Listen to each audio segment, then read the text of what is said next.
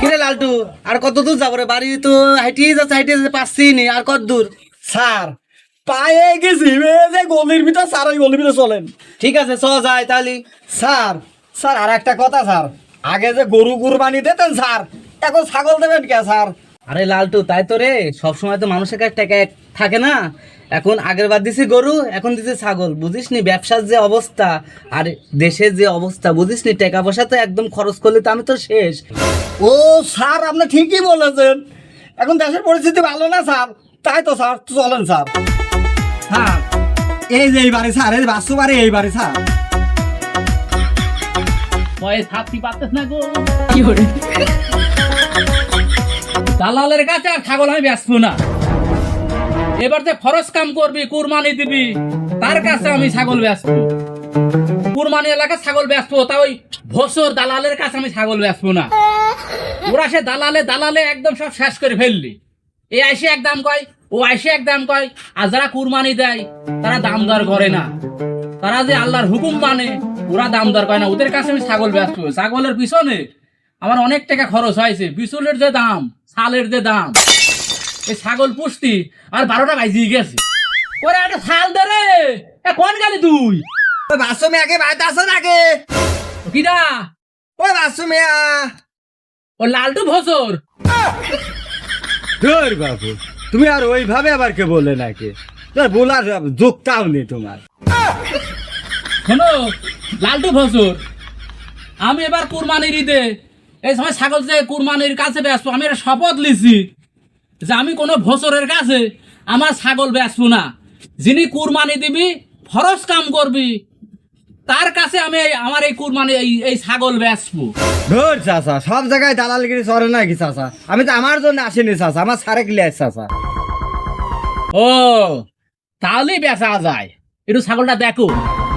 Sir তাহলে ছাগলটা আপনি দেখতে পারেন স্যার, ভালো করে দেখেন। আসু, তাহলে ছাগলটা দেখি আয়, চারিদিক ঘুরি ফিরি ভালো করে দেখবি, যা দেখি আয়। স্যার ওই টাইনি বাড়ি হেসে সব দেখবো স্যার। স্যার কুটুক গোস্ত হবে, মাটিটা সব দেখিয়ে নেবো স্যার।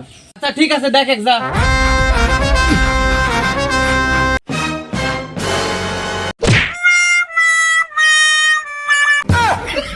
এ লালটু কষাই, এ কাক লিয়ে আইছিস? এ তো আর এক ছাগল।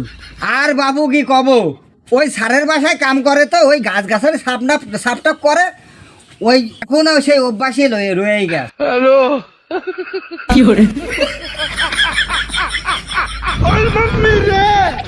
এই খাসি না বাটি তো দেখিলি, একটু নিশি দেখি।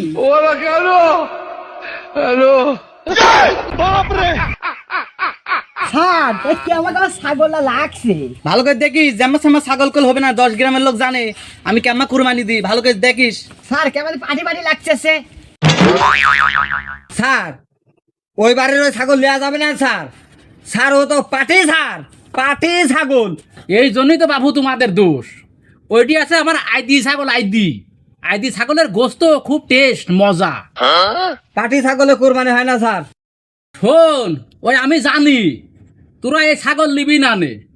তোরা কুরবানির নামে খালি প্রচার করে বেড়াইস আমি কুরবানি দিই, আমি কুরবানি দিই।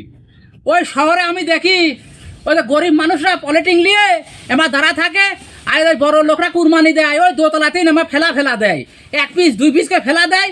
আর ওই গরিব মানুষের তো এর মতো সেই ফকির মিসকিনের মতো এমা ধরিলে এমনি সে কাকের মতো সো মারি ধরি। হ্যাঁ, আবার কুরবানি আসলি তোর আবার ফ্রিজও কিনিস, ফ্রিজ কিনি লোড করি, সেটা আছে লই 1-2 মাস ধরি ভরি খাস। আর এদিকে গরিব মানুষে 1 পিস 2 পিস করে দিস। আবার বাড়াই ছাগল দেখি বেড়াইস আর প্রচার করি বেড়াইস আমি কুরবানি দিই। হ্যাঁ, উক বলে কুরবানি কয় উক। আর শোন বাবু, তুই কবে তিন কুরবানি দিস আমি জানিনি, তবে আমার 3 কুরবানির কিছু নিয়ম শুনি যা। যারা গাবলা ডালা পালি তারপর করছি কুরবানির নিয়ম কিছু বলছি, তুই বাবু শোনেক। কুরবানি দিবি, সঠিক টাকা হতে হবি, সৎ ইনকাম। আর তুই হাটে বাজারে কোনো মানুষের বাড়ি যায় একটা ভালো সুস্থ সবল ভালো গরু পছন্দের উপরে কিনবি। ওই কৃষকের সাথে ওই যে গরু পালন করে, ও কিন্তু খুব কষ্ট করে একটা গরু লালন পালন করে, বেচার সময় সে দাম পায় না, তোরা দাম দর করে কিনিস, ওর ভিতরে কিন্তু একটা কষ্ট লাগে। আর ওই যে কষ্ট দিয়ে কুরবানি কিনে নিয়ে যায় তার কিন্তু কুরবানি হয় কিনা জানিনি। তবে কুরবানি দিবি সততাভাবে, সৎভাবে। গরিব মানুষে এমনভাবে গোস্ত দিবি সে যাতে 2 পিস আলু কিনি ওটা রান্না করি পরিবার শত করে খাতেই পারে। তোরা 1 পিস 2 পিস গোস্ত দিস নি, গোস্ত দিবি যাতে একটা গরিব মানুষ ভালোভাবে খাতেই পারে।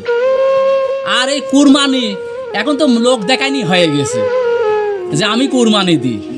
আর ওই লোক দেখায়নি কুরবানি কিন্তু আল্লাহর দরবারে কবুল হয় না। হয়তো মানুষের দরবারে, সমাজের দরবারে কবুল হতে পারে, কারণ তোর টাকা আছে তাই তোর দাম আছে। শোন ভাই, যদি মনে করিস যে আমি দাম দর করি ছাগল গরু কিনবো, আমার হয়তো ওজনে ঠকা হচ্ছে, আমি এত টাকা দিয়ে কিনবো, কয় কেজি গো সবই, এই হিসাব করে যদি কুরবানির উদ্দেশ্য থাকে তাহলে এই রকম ওই বানালাটা কিনে কুরবানি দিস। আল্লাহর দরবারে কবুল নাও হলি, ওই মানুষের দরবারে কবুল হবি।